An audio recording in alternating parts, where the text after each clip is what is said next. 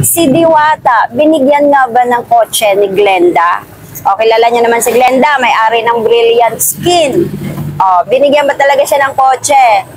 Ito po ang totoo, hindi po talaga kotse ang binigay ni Glenda kay Diwata. Yung mga chair lang, saka tables, okay? Kaya wag masyadong exage dyan yung lahat na iniisip na, ay, ba't ni Glenda kasi binigyan ng kotse si Diwata. Hindi po kasama yung kotse.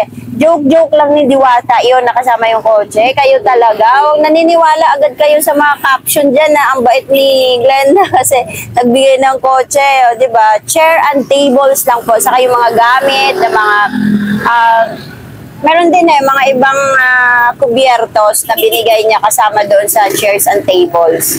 O, yun talaga ang totoo. Ang dami kasi kumakalat na kotse daw yung binigay. O, di ba napakagalante naman pag kotse? Yun lang.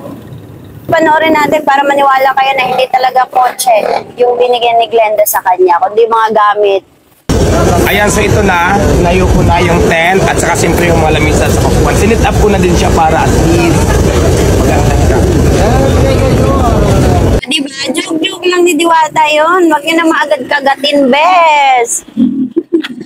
Gusto ko lang bigyan ng reaction to, diba? Minsan kasi nakakatawa yung mga ganitong chismis eh. Oh, yun lang. In-inform ko lang kayo.